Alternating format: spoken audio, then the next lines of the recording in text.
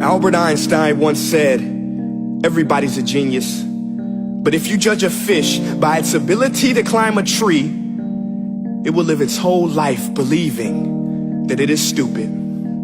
Ladies and gentlemen of the jury, today on trial we have modern day schooling. Glad you could come. Not only does he make fish climb trees, but also makes them climb down and do a 10-mile run. Tell me, school, are you proud of the things you've done? Turning millions of people into robots, do you find that fun? Do you realize how many kids relate to that fish?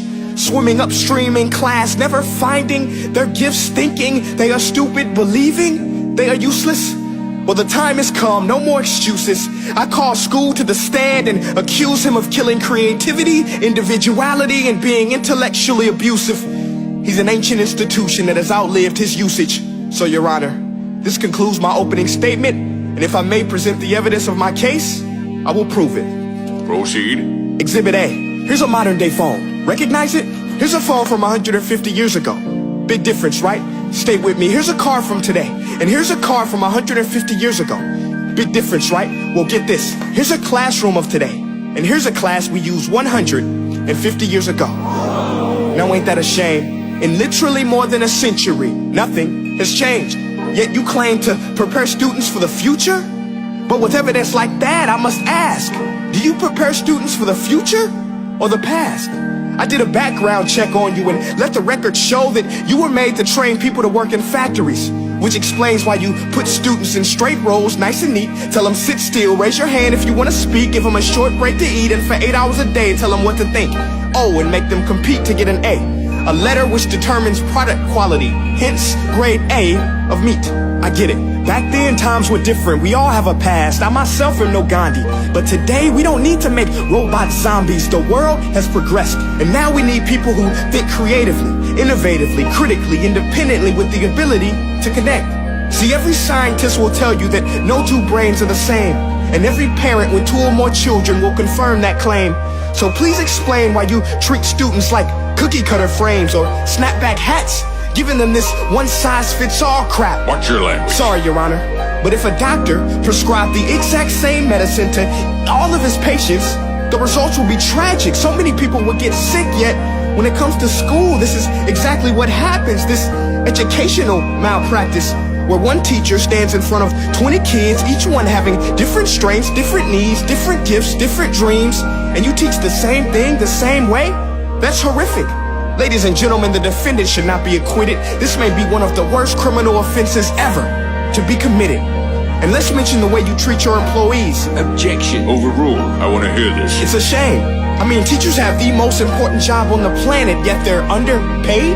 No wonder so many students are short-changed. Let's be honest. Teachers should earn just as much as doctors, because a doctor can do heart surgery and save the life of a kid. But a great teacher can reach the heart of that kid and allow him to truly live.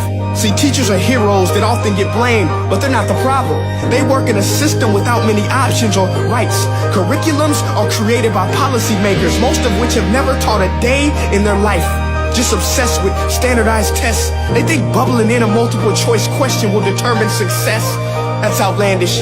In fact, these tests are too cruel to be used and should be abandoned, but don't take my word for it.